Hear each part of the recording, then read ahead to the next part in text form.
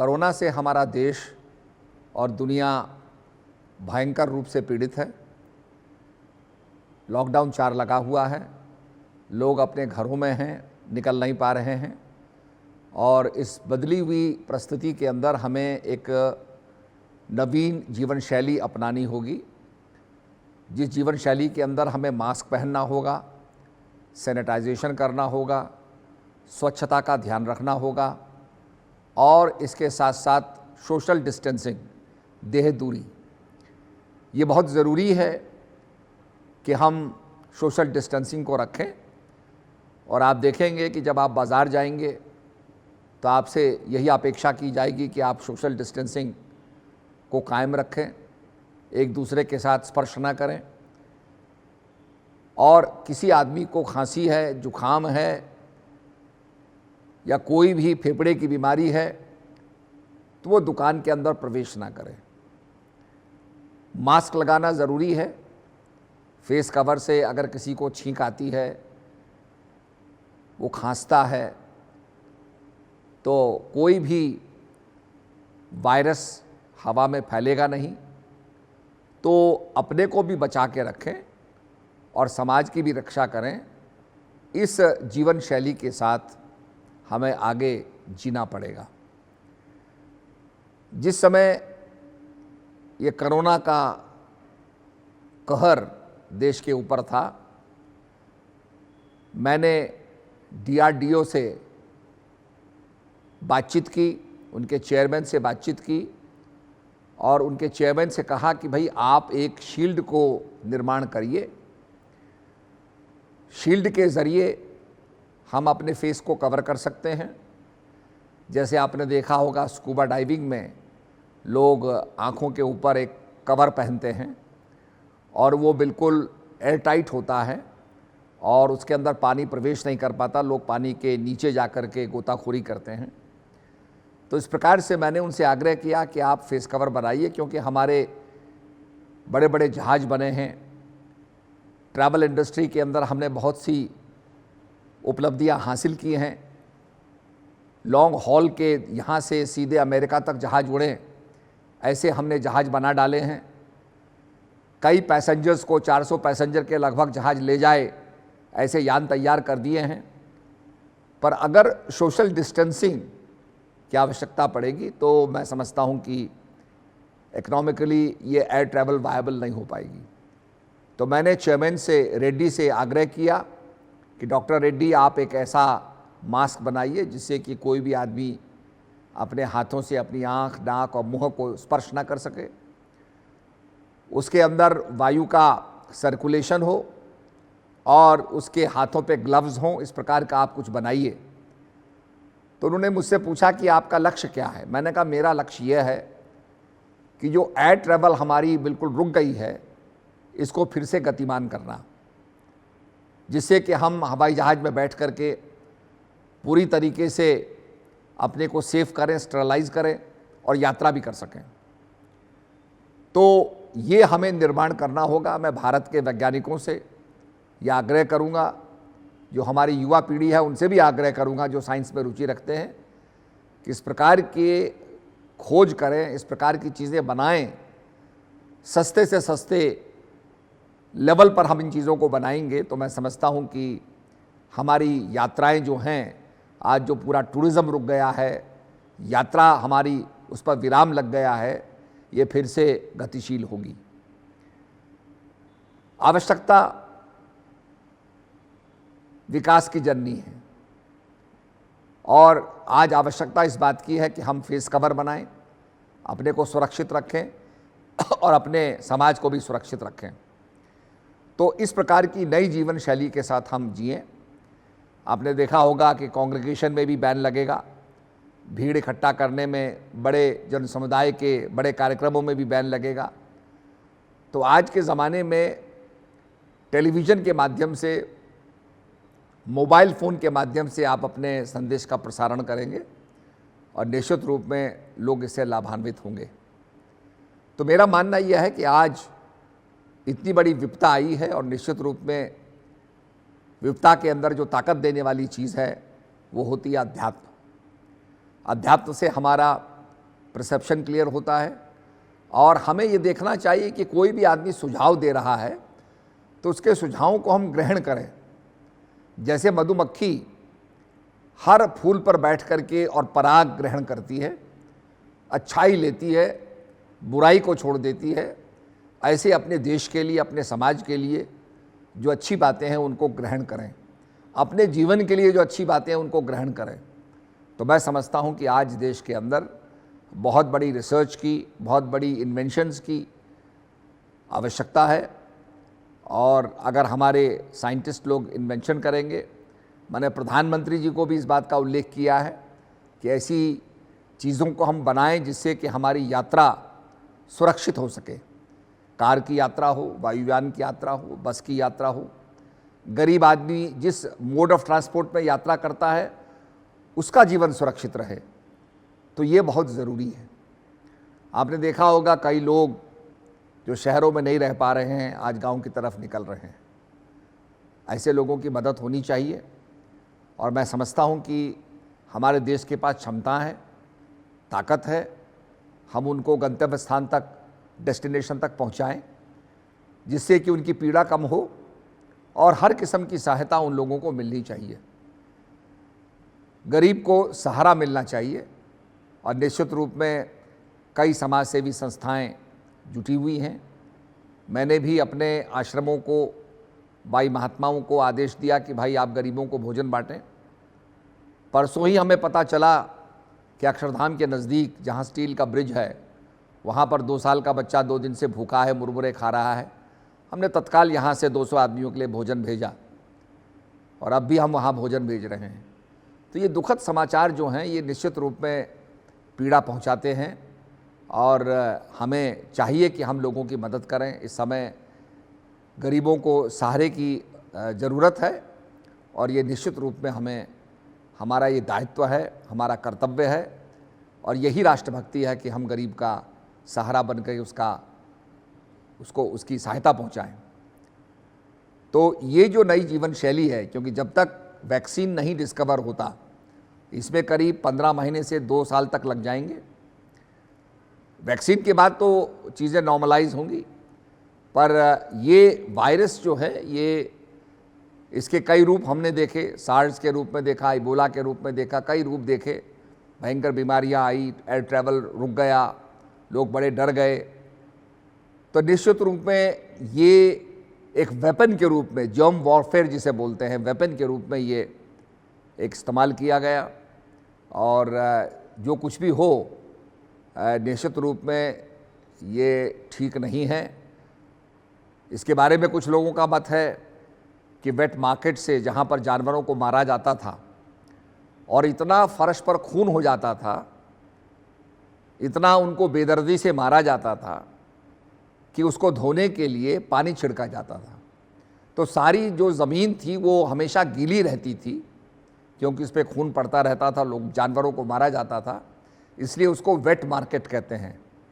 Wait माने हुआ भीगा हुआ, मार्केट माने बाज़ार, अर्थात जो बाज़ार पानी से भीगा हुआ है। तो जब आदमी एक्सट्रीम जाता है, नाना प्रकार के जानवरों को खाएगा, नाना प्रकार के अत्याचार करेगा, मूक जानवर कुछ कह नहीं सकते हैं, तो निश्चित रूप में प्रकृति रिएक्ट करती है। और आपने देखा कि कोरोना जब आया, गाड़ियाँ रुक गई, तो आसमान के अंदर ओजोन लेयर जो डिप्लीट हो गई थी, अब पूरी तरीके से भर गई है। जहाज नहीं चले,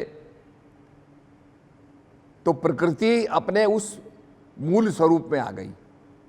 लोगों ने हमें कहा जी यमुना जी के अंदर इतना पानी साफ बह रहा है कि आपको पत्थर दिखाई दे रहे हैं। गंगा जी हमारे हरिद्वार से बहती है, उसके जल को हमने देखा, बड़ा साफ पानी था। तो कहने का मकसद यह है कि चिड़िया चहचहाने लगी। जो चिड़िया आप सुनते नहीं थे, वो चिड़िया चहचहाने लगी। आपने अपना समय परिवार के साथ बिताया। बच्चों को संस्कार देने का समय है कि हम अपने बच्चों को संस्कार दें। और कहा जाता है धीरज धर्म मित्र और नारी आपत्काल परखिए चारी। हमारे क्या संस्कार हैं, क्या हमारा धर्म है, ये आपत्काल में ही इसकी परीक्षा होती है। रोने से, रुदन करने से, चिल्लाने से कोई बीमारी नहीं जाती है, कोई संकट दूर नहीं होता है। संकट दूर के लिए आपको अनुभव का परिचय, संयम का परिचय, अच्छी भावना का परिचय, परोपकार का परिचय आपको देना होगा। और मुझे याद है कि जब मैं देहरादून से पहली बार हरिद्वार गया, एक हमने बैठक लेनी थी, तो मुझे कई लोगों ने कहा आप क्यों जा रहे हैं, क्या ज़रूरत है आपको जाने की। मैंने कहा जो वहाँ का प्रभारी मंत्री होता है उसी को जाने की ज़रूरत है कि वो देखे कि काम सही हो रहा है या नहीं हो रहा है। और जैसे पंडित दीनदयाल उपाध्याय जी ने कहा कि जो अंतिम छोर पर व्यक्ति है उस तक विकास पहुंच रहा है या नहीं पहुंच रहा है, ये सुनिश्चित करना प्रभारी मंत्री का काम होता है।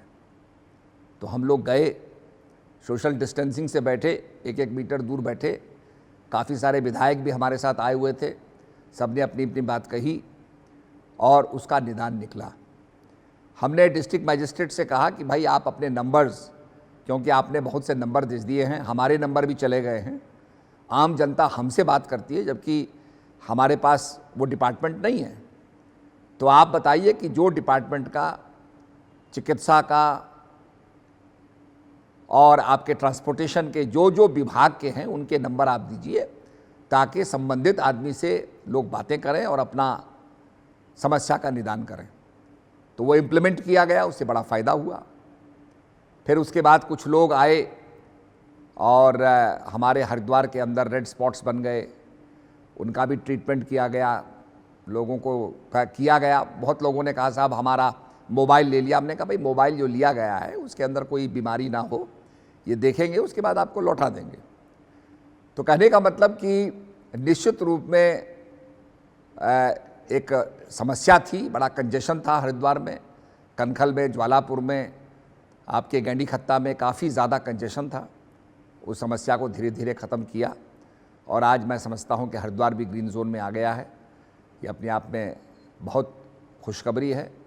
और जब हम बातचीत कर रहे थे तब ये बात आई कि साहब गौओं को चारा नहीं है, गौएं तो किसी से प्रार्थना नहीं कर सकती, तो उनको चारे को हमने सुनिश्चित करवाया, मुर्गियों का दाना सुनिश्चित करवाया, गरीबों को अनाज मिले, खासकर जिनके पास राशन कार्ड नहीं बने हैं उनको अनाज मिले, और जो हमारे बीपीएल वाले हैं उनको अनाज मिले, अंत्योदय वालों को अनाज मिले, एपीएल वालों को अनाज मिले, वो ख़रीद सकें।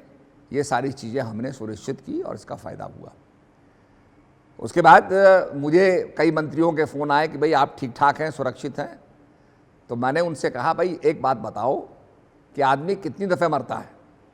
कहने लगा साहब एक दफ़े। तो मैंने कहा जब मौत आएगी तो एक दफ़े आएगी, फिर आप क्यों डर रहे हैं, आप सोशल डिस्टेंसिंग रखिए और जाइए क्षेत्र के अंदर। आज जो जनता वहाँ पीड़ित है, कष्ट में है, उसके साथ अगर हम नहीं खड़े होंगे तो कब खड़े होंगे हम। तो मैं पूरे इलाके में घूम के आया और मैं कम से कम 4-5 दफ़े घूम के आया हूँ। जो जो समस्या हमने देखी वहाँ वहाँ हमने राशन पहुँचाया, सरकार का राशन पहुँचाया, जहाँ राशन नहीं पहुँचा वहाँ हमने अपने तरफ से राशन पहुँचाया, हर एक व्यक्ति की मदद करने का हमने प्रयास किया। उसके बाद हमारे प्रेमनगर आश्रम के अंदर काफ़ी सारे लोग आ गए, क्योंकि आपके चंडीगढ़ से और आपके राजस्थान से काफ़ी लोग आए, प्रवासी उत्तराखंडी, तो हमारे आश्रम में उनको ठहरने का मौका मिला। एक दफ़े 500 आदमी आए, एक दफ़े 300 आदमी आए और लगातार आते ही रहते हैं। और मुझे देखने को मिला कि मतलब एक माँ है, उसका छोटा बच्चा है, वो बेचारी बैठी है। तो इस प्रकार का बड़ा दर्दनाक चित्र देखने को मिले और सबकी हमें मदद करनी है। हम देखते हैं कि भाई हमारे पास क्षमता है, हम उनको भेज सकते हैं, परंतु सवाल यह है कि आपको परमिशन नहीं मिलेगी, क्योंकि यहाँ पर उन सब आदमियों का नाम नोट होता है, फिर वो समाचार वहाँ जाता है जहाँ पर उनको क्वारंटीन करना है। जितने भी प्रवासी उत्तराखंडी गए हैं सबसे आग्रह किया गया आप क्वारंटीन होइए, अपने घर में क्वारंटीन होइए। तो कहने का मतलब यह है कि सबसे ये कहा गया कि भाई अगर 14 दिन के अंदर कोई सिम्टम आपके अंदर नहीं होते, 10 दिन के बाद कोई सिम्टम आपके अंदर नहीं आते, तो आप अपने आप को अपने घर जा सकते हैं। तो इस प्रकार से लोगों से आग्रह किया गया है और हमने सबने मिल कर के इस बीमारी से बचना है। अगर ये बीमारी से हम नहीं बचेंगे तो अपने ही परिवार के लोगों को हम संक्रमित कर देंगे। तो अपने परिवार की रक्षा करने के लिए भी हमको अपने आप में क्वारंटीन रखना है। मैंने देखा कि करीब 8-10 ट्रक ड्राइवर अपने बिहार पहुँचे तो अपने को ही अपने परिवार से दूर रखा, उन्होंने क्वारंटीन किया अपने आप को। तो बड़ी अच्छी बात है कि आम आदमी के अंदर भी क्वारंटीन की एक भावना आ रही है और मैं समझता हूँ कि देश चलेगा। कठिनाइयाँ बहुत हैं, हमारे पहाड़ों में तो पहाड़ जैसी समस्याएं हैं, पर निश्चित रूप में हमारे वैज्ञानिक जय जवान जय किसान और जय विज्ञान, तो हमारे वैज्ञानिक अगर इसमें काम करेंगे तो निश्चित रूप में हम ऐसी डिवाइसेस बना सकते हैं जिससे कि हमारी फिर से हवाई यात्रा संभव हो सके, कार की यात्रा संभव हो सके और सोशल डिस्टेंसिंग कम हो जाए और टोटली सोशल डिस्टेंसिंग जो है वो सैनिटाइज हो जाए, ताकि आप सैनिटाइजेशन के साथ आप जा सकें। तो ये सब बातें हैं जिनका हमें परीक्षण करना है, अनुभव करना है, अन्वेषण करना है। बहुत से व्यक्ति बेरोज़गार हो गए हैं और दिल्ली का जो कठिन जीवन है, खासकर क्वारंटीन का कठिन जीवन है, उससे भयभीत होकर के अपने घरों की तरफ चले गए हैं। उन्होंने माना कि गांव का जीवन हमारा शहर के जीवन से श्रेयकर होगा, परंतु फिर भी हमारे जो शहर के अंदर फैक्ट्रियां हैं, गांव के अंदर जो खेत हैं, खलियान हैं, खाली पड़े हैं और निश्चित रूप में आने वाले समय में हमें ये देखना होगा कि कैसे हम मज़दूरों की वापसी करें। इन मज़दूरों का पंजीकरण हो, इनके जो मोबाइल फ़ोन्स हैं उसके ज़रिए किस प्रकार से इनको लौटाने की बात हो, फिर से काम पर लाने की बात हो, ये एक बृहद स्केल के ऊपर ये निश्चित रूप में होना चाहिए। और जो फैक्ट्रियां चल रही हैं उनके जो अपने मज़दूर हैं वो अपने मज़दूरों को लाने की बात करें, फैक्ट्रियों को चलाने की बात करें।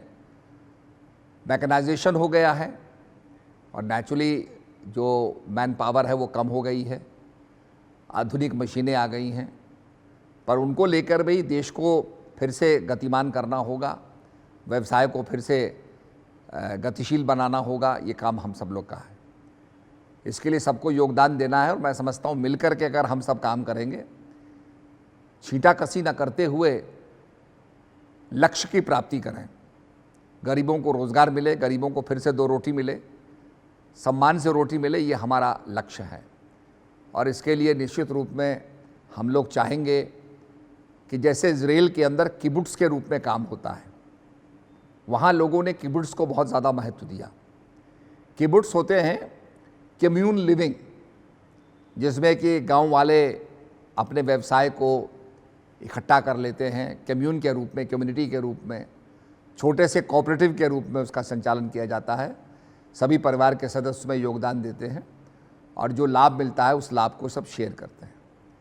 अगर ये भावना हमारी होगी तो मैं समझता हूँ कि बहुत ज़्यादा हम आगे बढ़ सकते हैं। तो थोड़ा सा हमें इजराइल के जो किबुट्स का सिस्टम है, काम करने का सिस्टम है, वो देखना होगा। पहले भी हमारे पहाड़ों के अंदर जब किसी व्यक्ति के खेतों पर धान लगाए जाते थे तो सारा गांव आता था धान लगाने के लिए और सब मिल करके धान लगाते थे और उसका काम था सारे गांव को खाना खिलाना। खाने को जल्दी बनाने के लिए वो ढंगोला बनाता था, जिसे हम दाल बाटी कहते हैं। दाल बनती थी, बाटी बनती थी पत्थर के ऊपर, दाल बाटी से वो लोग खाना खाते थे। तो इस प्रकार से कम्युनिटी स्पिरिट को डेवलप करना होगा। आप भूटान जाएंगे, भूटान में जब मकान बनाता है कोई आदमी तो सारा गांव उसके मकान को बनाता है। तो इस प्रकार की एक पुरानी फीलिंग हमें लानी होगी। हाँ, गांव के अंदर थोड़ा भय है। उत्तराखंड में लोगों ने बीमारी को देखा है, प्लेग को देखा है। जब प्लेग आता था तो लोग अपने गाँव को छोड़ करके जंगलों में भाग जाते थे। इसलिए हमारे गाँव में खास करके जो प्रवासी उत्तराखंडी जा रहे हैं, लोग उनको गाँव में प्रवेश नहीं करने दे रहे हैं। लोग कह रहे हैं आप गांव के बाहर रहो, क्वारंटीन में रखो, स्कूल में रहो और कहीं रहो। तो इस प्रकार की एक लोगों के अंदर भावना है कि भाई हमारे गांव को ये संकृत ना करें, संक्रमण ना हो, हमारा गांव सुरक्षित रहे। तो ये एक बहुत, मैं समझता हूँ, बहुत ज़रूरी चीज़ है। और हम कुछ भी करेंगे, छोटा भी काम करें, बड़ा काम करें, अगर मिल के काम करेंगे तो उसमें सफलता मिलती है। एक हाथ से अनेक हाथ ज़्यादा बलवती होते हैं। तो इस प्रकार से छोटे उद्योगों को लेकर के हमें प्रोत्साहन देना होगा, काम करना होगा। सरकार ने बड़ी नीतियां बनाई हैं, उनका लाभ लेना होगा।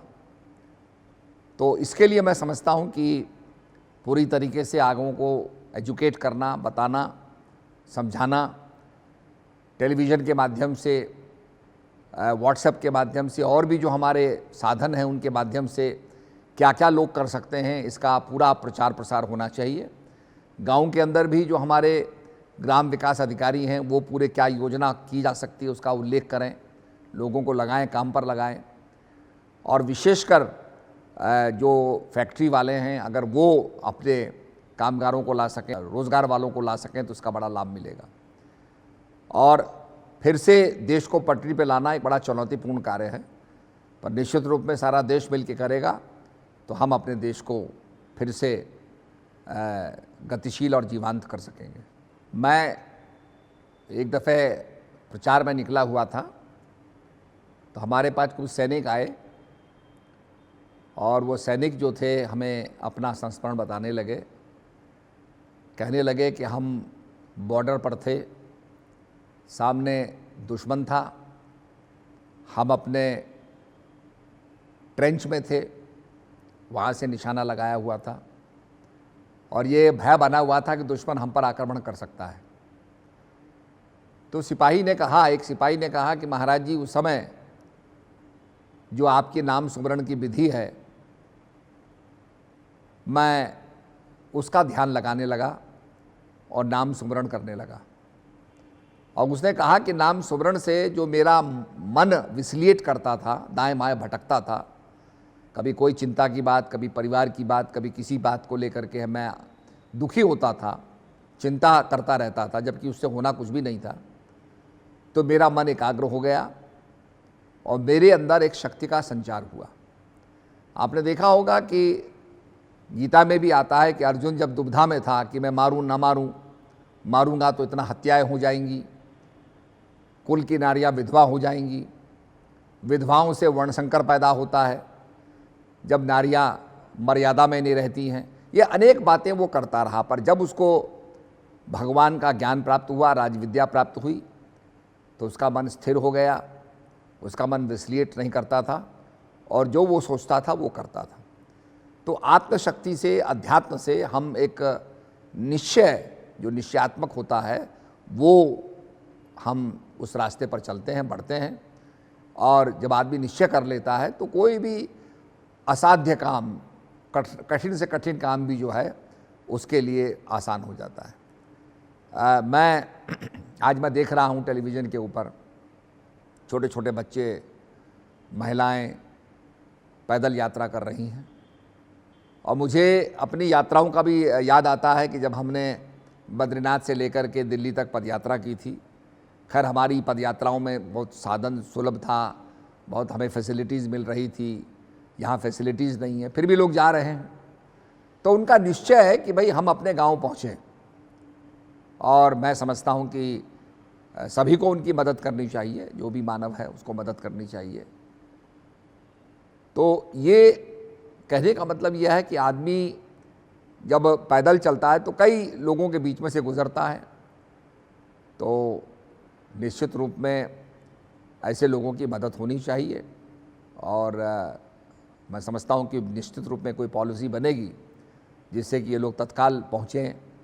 उसके बाद जो कुछ भी होगा, जो भी संक्रमण होगा, उसका भी इलाज किया जा सकता है।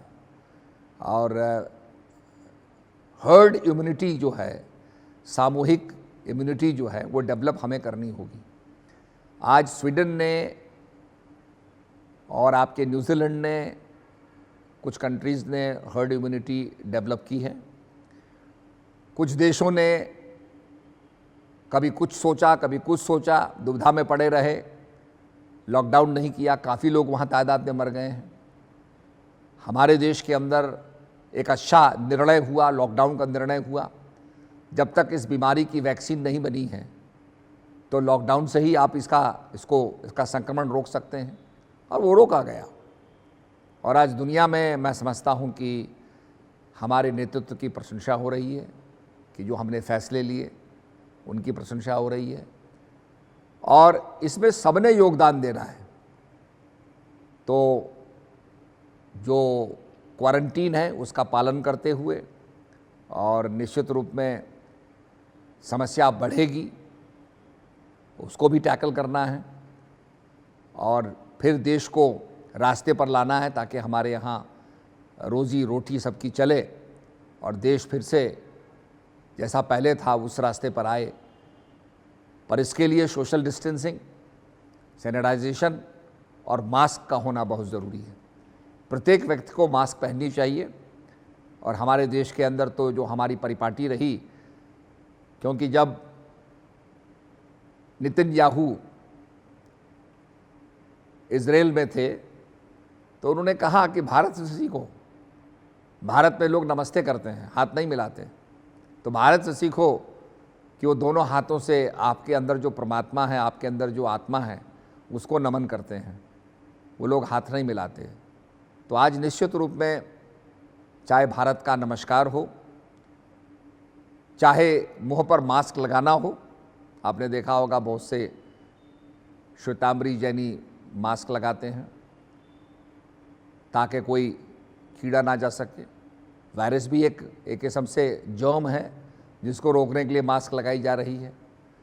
तो जब तक इसका इलाज, इसकी वैक्सीन का खोज नहीं होती, तब तक ये हमें 3 चीज़ों का पालन करना होगा और यही हमारी नई शैली होगी, जीवन शैली होगी।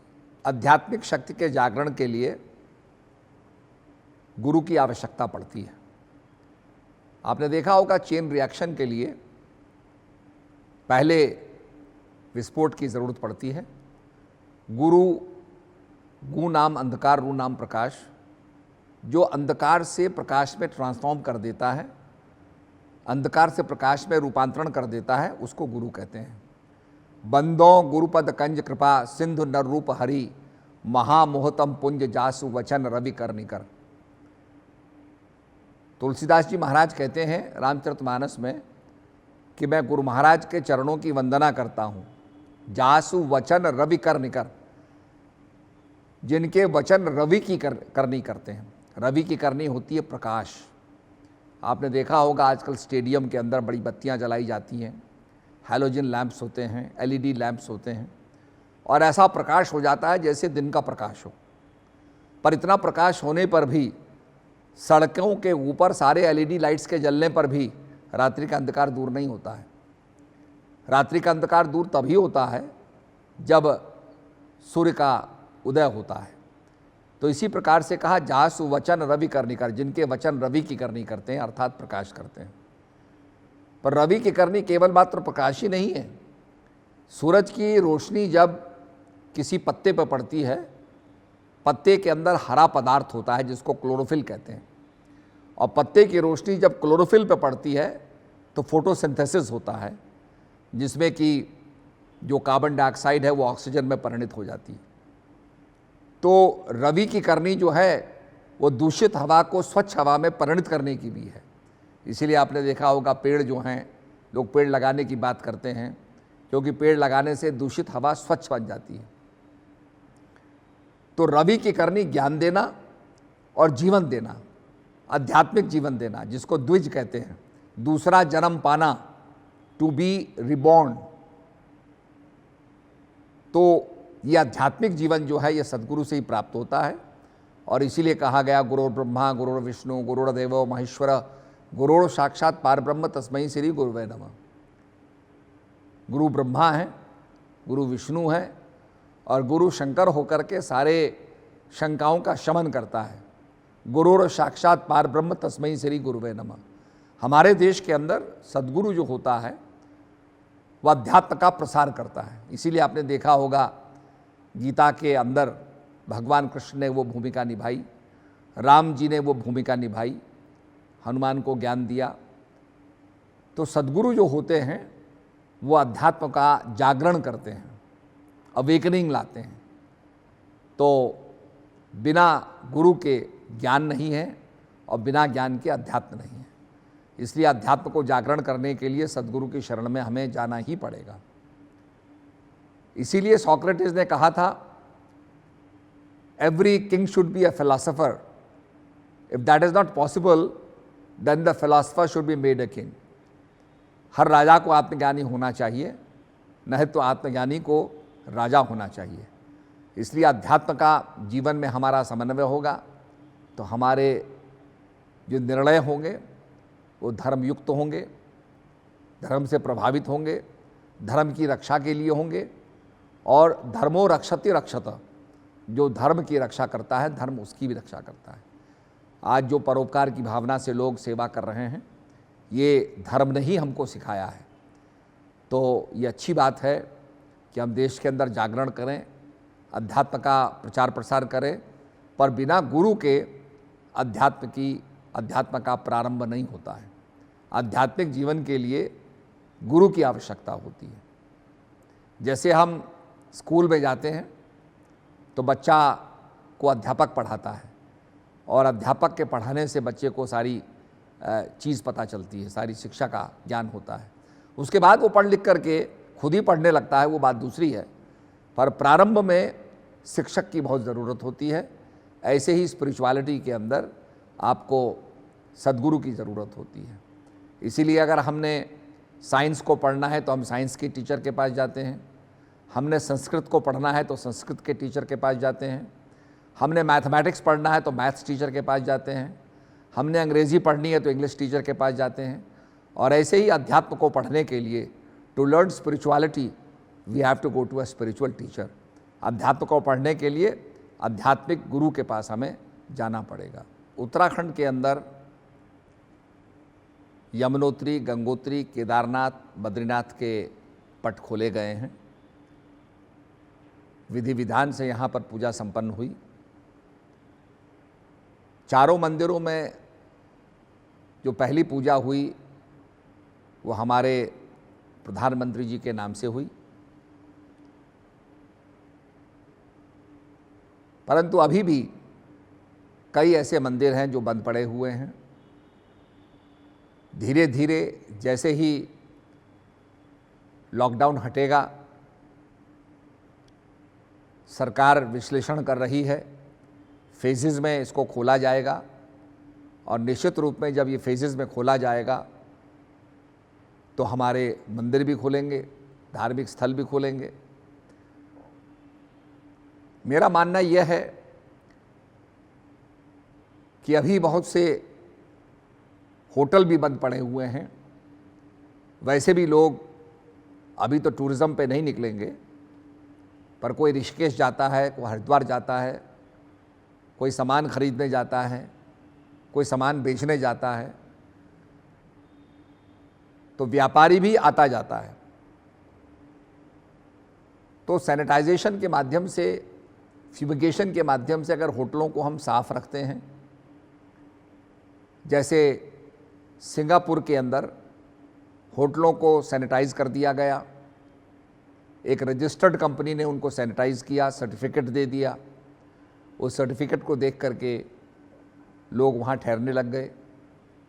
तो धीरे धीरे व्यापारी आने जाने लगा और फिर उसके पोटेंशियल को देखते हुए आगे भी उसको खोला जा सकता है। तो सरकार निश्चित रूप में ध्यान देगी। गाड़ियों के अंदर अभी संख्या कम है, पर धीरे धीरे उसको भी देखा जाएगा। तो मैं समझता हूँ आने वाले समय के अंदर धीरे धीरे जैसे जैसे लॉकडाउन खुलेगा, अभी तो लॉकडाउन है, पर जैसे धीरे धीरे फेजेस में खोला जाएगा वैसे आप देखेंगे कि आम जनता के लिए कई मार्ग, कई रास्ते खुल जाएंगे। अभी खासकर जो फार्मास्यूटिकल कंपनीज़ हैं, दवाई बनाने वाली कंपनीज़ हैं, उनको खोला गया है। आज देश के अंदर वेंटिलेटर्स की बहुत ज़रूरत है। हमारे जो साइंटिस्ट हैं उनको भी नए किस्म के वेंटिलेटर्स और भी सस्ते वेंटिलेटर्स ये हमें देखना चाहिए, बनाने चाहिए। डॉक्टर्स जो हैं वो सब जगह करें, टेलीमेडिसिन का काम हो, टेलीफोन के ज़रिए हम चिकित्सा करें, क्योंकि आजकल हर आदमी समझता है कि मैं बीमार हो गया तो मुझे अस्पताल में जाना चाहिए। टेलीमेडिसिन के ज़रिए आप टेलीफोन के ज़रिए दवाई ले सकते हैं। तो ये बहुत कुछ हमें देखना पड़ेगा, सीखना पड़ेगा। और हम जो टेलीकम्युनिकेशंस हैं, इंटरनेट है, आपका जो कंप्यूटर है, उसके ज़रिए, क्योंकि आज हम लोग अपने ही ऑफिस में बैठ कर के कई विधायकों से, कई ऑफिसर्स से हम बात कर लेते हैं वीडियो कॉन्फ्रेंसिंग के ज़रिए। तो ये एक अच्छी बात है और इस टेक्नोलॉजी का अधिक से अधिक उपयोग करना चाहिए। मैंने अपने क्षेत्र के अंदर अधिक से अधिक उपयोग किया। जहाँ पर वीडियो कॉन्फ्रेंसिंग नहीं होती है वहाँ मैं मोबाइल फ़ोन से बात करता हूँ। हम मोबाइल फ़ोन को एक नंबर पर ले लेते हैं और सबसे बातचीत होती है, विचार विमर्श होता है। इससे कई चीज़ें सीखने को मिलती हैं और कई चीज़ समझने को मिलती हैं और कई समस्याएं जो होती हैं उनके ऊपर हम अधिकारियों को हिदायत दे सकते हैं। तो मैं समझता हूँ मॉडर्न टेक्नोलॉजी का पूरे से पूरा उपयोग होना चाहिए और हमें हिचकना नहीं चाहिए। मॉडर्न टेक्नोलॉजी का जितने से जितना उपयोग करेंगे उतना हमारा जीवन सुविधाजनक होगा और हम समस्या का निदान कर पाएंगे। किसी भी देश को तोड़ने के लिए विघटन की चिंगारी छोड़ी जाती है। आप समाज को लड़वा देंगे तो दुश्मन का काम आसान हो जाएगा। देश की एकता सर्वोपरि है। हम सब देशवासी हैं और इस भारत में पैदा होने के नाते हम सबका दायित्व तो बन जाता है कि हम कोई भी आपसी मतभेद, आपसी जो दुष्प्रभाव हैं, जो बुराइयां हैं, उनको ग्रहण ना करें और निश्चित रूप में एक लंबी लकीर खींचें। जब हमारी लकीर छोटी हो जाती है, संकीर्णता हमारे अंदर आ जाती है, तो हम देश का ही नुकसान करते हैं। तो आज भारत माता के सभी पुत्र हैं और निश्चित रूप भारत माता सबकी जननी है और हम सब ने मिलकर के मंदिर, मस्जिद, गुरुद्वारे, चर्च, इन सब की रक्षा करनी है। और निश्चित रूप में मैं जब पदयात्रा कर रहा था गुजरात में तो मैंने देखा कि कई लोगों ने हमको चाय पिलाई। दूसरे धर्म के होने के नाते भी उन्होंने हमारा सम्मान किया। तो मैं समझता हूँ कि मानवता हमारे देश के अंदर है, रहेगी और मानवता का तकाजा है कि हम माला को तोड़े नहीं, इसके मोतियों को बिखरना ना दें, बल्कि एकता से देश को मजबूत करें। तो आइए, देश को एकता की ज़रूरत है, आपकी ज़रूरत है और देश को विश्व बंधुत्व, यूनिवर्सल जो ब्रदरहुड है, उसके धागे में देश को बांधें और समाज को मजबूत करें। कोरोना से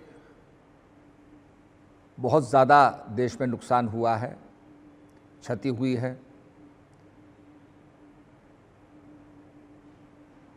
परंतु इसके साथ साथ ये बीमारी एक श्राप के रूप में व्याप्त है। मनुष्य का काम यह है कि हम उस श्राप को वरदान में बदलें। निश्चित रूप में इस बीमारी ने बहुत कुछ सिखाया है। हमने वुहान के अंदर जो जानवरों पे अत्याचार किए, हिंसा को अपनाया, जानवरों की ब्रीडिंग ही केवल इस मात्र की जा रही थी कि उनको मार के खाया जा सके। अपने खाने के टेबल के ऊपर, डाइनिंग टेबल के ऊपर नाना प्रकार के एक्जॉटिक जानवरों का हम स्वाद चखने लगे। तो निश्चित रूप में जब हिंसा होगी तो प्रकृति एक रिएक्ट करती है। संतुलन जब बिगड़ता है प्रकृति का तो प्रकृति रिएक्ट करती है और वो रिएक्शन आपने देखा। बार बार हम लोगों ने कहा कि ग्लोबल वार्मिंग हो रही है, जिससे कि ग्लेशियर पिघल रहे हैं और ग्लेशियर के पिघलने से 2013 की त्रासदी केदारनाथ के अंदर हुई, बहुत भयंकर त्रासदी हुई। तो ये जो श्राप, इसको वरदान में कैसे बदलें, यह हमारे जो मनीषी हैं, हमारे जो ज्ञानी लोग हैं, वो इस काम को करेंगे। और प्रत्येक व्यक्ति का ये कर्तव्य है कि हम श्राप को वरदान में बदलें, मिलकर के काम करें, एक दूसरे की मदद करें जो समाज सेवा हो सकती है उसे करें, लोगों को सद्मार्ग पर चलाएं, तो निश्चित रूप में हमारी अर्थव्यवस्था ठीक होगी। तो ये बहुत ज़रूरी है कि आज लोग पहाड़ों में लौटे हैं, जिन्होंने अपने घर बारों को छोड़ दिया, आज वो अपने खेत खलिहानों को देखने के लिए प्रवासी उत्तराखंडी के रूप में पहाड़ में लौटे हैं। अनेक जगह काम करने के बाद उनको श्रेकर अपना पहाड़ ही लगा। इसी प्रकार से अपने गांव की तरफ लोग जा रहे हैं, वहाँ काम करेंगे, काम नहीं मिलेगा तो फिर शहर की तरफ आएंगे, और इस रूप में हम लोगों को उन लोगों की मदद करना बहुत ज़रूरी होता है। तो मैं समझता हूँ कि आपने देखा होगा किस प्रकार से चिड़ियाँ चहचहा रही हैं, किस प्रकार से बहुत से एग्जॉटिक बर्ड्स जो देखने में नहीं आते थे वो दिख रहे हैं, मधुमक्खी काफ़ी मात्रा में दिख रही हैं, आसमान बिल्कुल आपको साफ दिखाई देगा, कोई पोल्यूशन नहीं है, वायुमंडल बिल्कुल स्वच्छ हो गया है। पहाड़ों पर तो ऐसा लगता है कि जैसे इतने तारे चमक रहे हों, ऐसा दृश्य कभी आपने पहले नहीं देखा। तो ये बहुत सी चीज़ें हैं। आप अधिक से अधिक समय बच्चों के साथ बिता रहे हैं, घर से काम कर रहे हैं, और बच्चे को घर में शिक्षा देना ये भी आपका दायित्व बनता है, क्योंकि प्रथम गुरु के रूप में तो माता पिता होते हैं। The hand that rocks the cradle rules the world. जो हाथ पालने को झुलाता है वो संसार पर राज्य करता है। माता पिता ही पहले गुरु होते हैं जो बालक के अंदर संस्कार डालते हैं। ये संस्कार बच्चों के अंदर आने चाहिए। तो निश्चित रूप में इस भौतिक दौड़ के अंदर जो हम दौड़ रहे थे, अब हमें एक पॉज मिला, रुकने का मौका मिला, आत्मविश्लेषण करने का मौका मिला, इंट्रोस्पेक्शन का मौका मिला कि हम कहाँ जा रहे हैं संसार के अंदर, और जो अपनी स्पिरिचुअल वैल्यूज़ हैं वो हमने खो दी, बिल्कुल भूल बैठे। बहुत से लोग अपने आप को रिडिस्कवर कर रहे हैं, फिर से अपने आप को पहचान रहे हैं। तो ये मैं समझता हूँ बहुत अच्छी बात है, और निश्चित रूप में अपने पोटेंशियल को अगर हम रिडिस्कवर करते हैं, जैसे हनुमान जी नहीं जानते थे कि कितनी अगाध क्षमता उनके पास है, भूल गए थे, तो सारे देवताओं ने उनकी आराधना की कि हनुमान जी आपके अंदर बड़ी क्षमता है, आप चाहें तो आप एक छलांग में समुद्र को लांघ सकते हैं। तो हनुमान जी ने अपनी शक्ति को पहचाना। इसलिए मानव, तू अपनी शक्ति को पहचान। आज मानव ने अपनी शक्ति को भुला दिया है, भौतिकवाद की दौड़ में दौड़ता जा रहा है, और उसे ये नहीं पता वो कहाँ जा रहा है।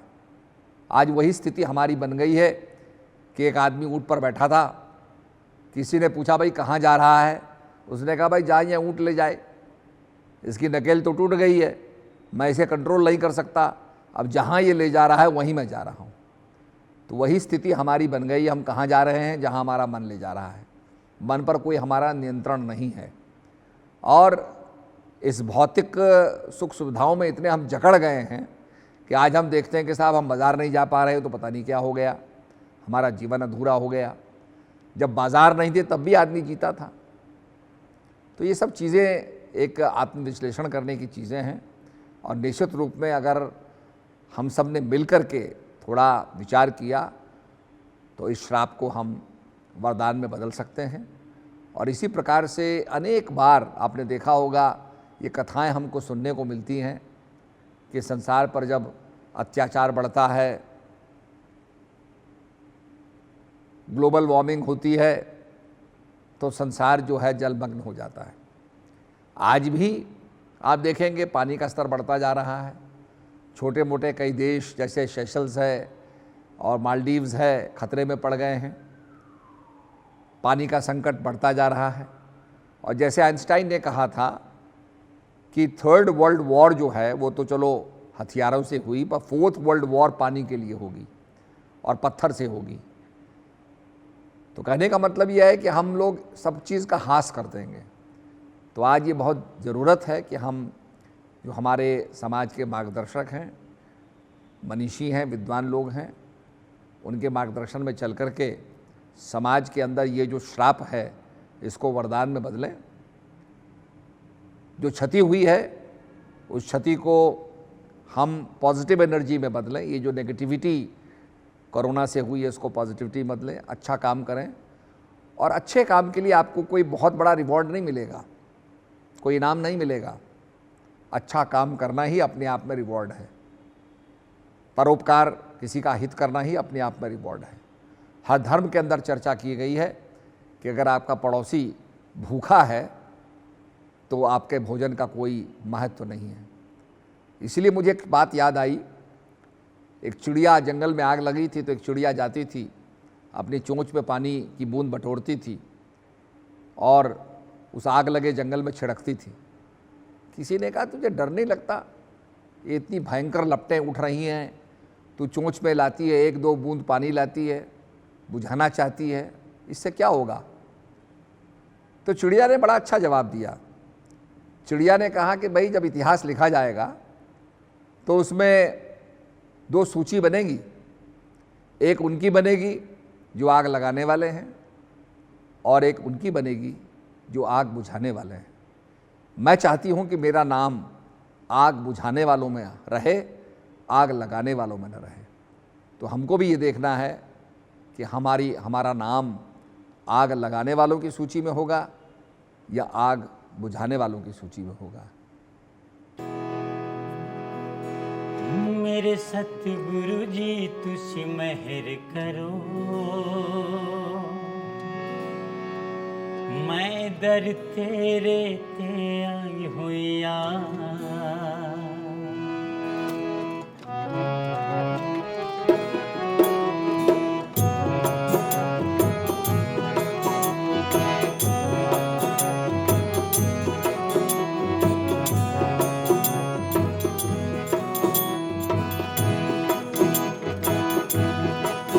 मेरे सतगुरु जी तुझे मेहर करो,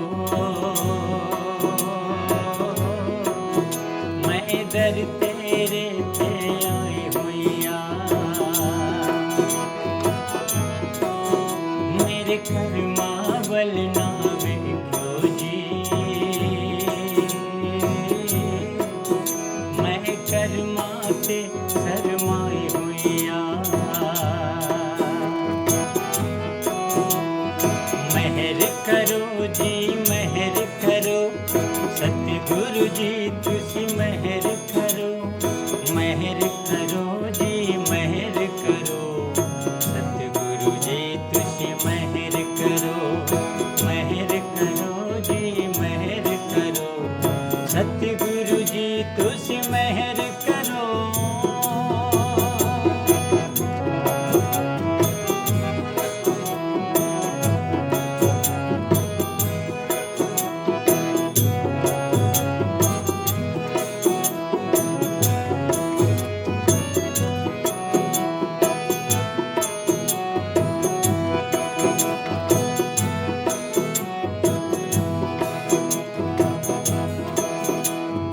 दर तेरे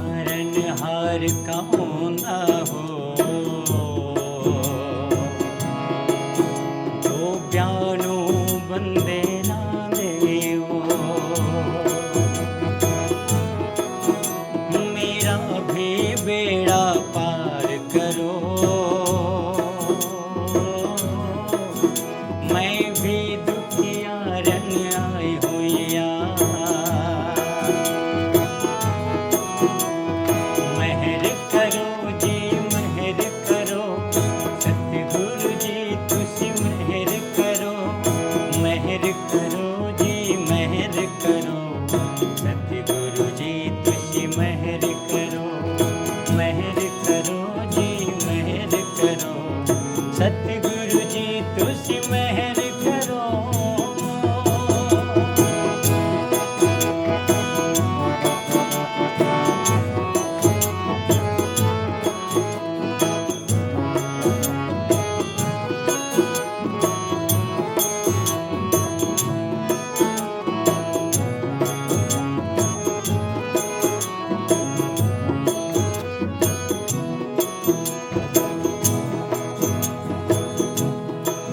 सब संगी साथी छोड़ गए,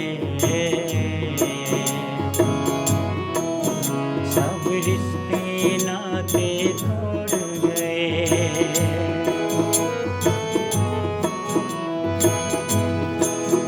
तू भी किधरे टुकरावे ना, ए सोच के मैं घबराई हुईया। मेरा कर्मावल ना बेटो जी, मैं कर्माते शर्माई हुईया। मेहर करो जी मेहर करो, सतगुरु जी तुसी मेहर करो। मेहर करो जी मेहर करो, सतगुरु जी तुसी मेहर करो। मेहर करो जी मेहर करो, सतगुरु जी तुसी मेहर करो। मेरे सतगुरु जी तुसी मेहर करो।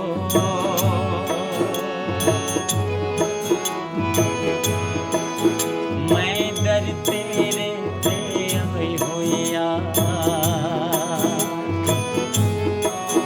मेरे कर्मावल ना बेटो जी। मैं कर्माते शर्माई हुईया। मेहर करो जी मेहर करो, सतगुरु जी तुसी मेहर करो। मेहर करो जी मेहर करो, सतगुरु जी तुसी मेहर करो। मेहर करो जी मेहर करो, सतगुरु जी तुसी मेहर करो।